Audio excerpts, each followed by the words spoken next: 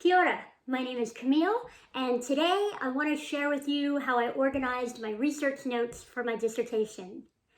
This strategy is based on the methods presented by Dr. Guy White, the Grad Coach TV YouTube channel, and Dr. Amina Yonis, all found on YouTube.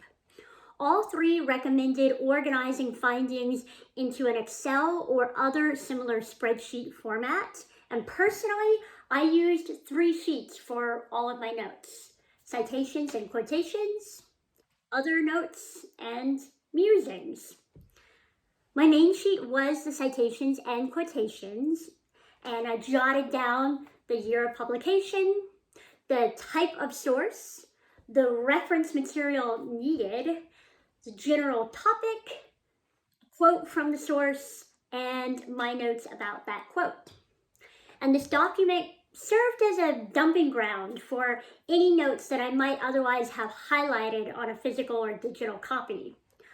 I also reviewed the document regularly to determine if I was varying my source type enough or being aware of the years of publication I was including and noting any emerging categories that may have been bubbling up.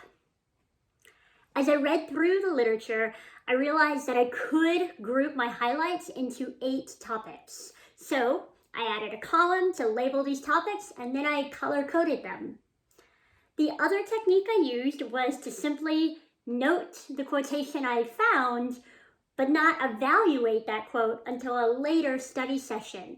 So when I would return to the notes, I would assess whether it still had value for that information. And if so, then I would note what the potential addition or position that quote may serve in the paper. My other notes sheet was a document where I could list any key findings about an article or make notes to aid in my remembering what the context of that article may have been, or other thoughts not directly tied to a quote from the source.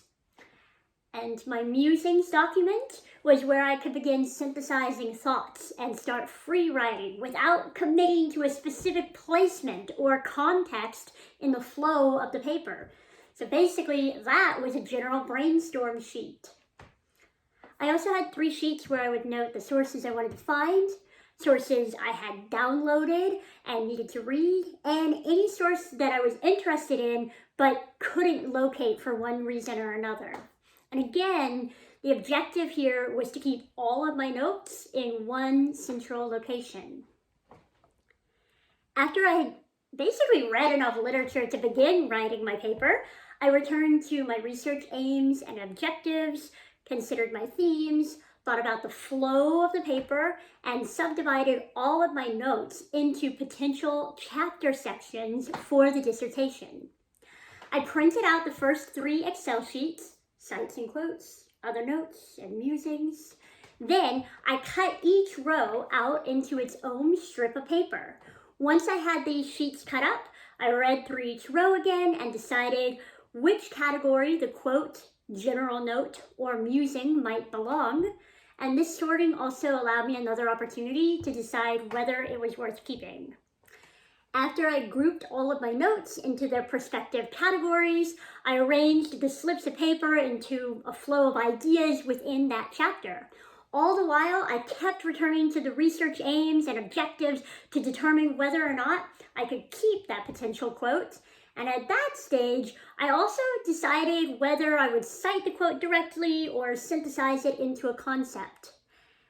Then, after I outlined a flow of a potential chapter or section or subsection, I wrote a first draft.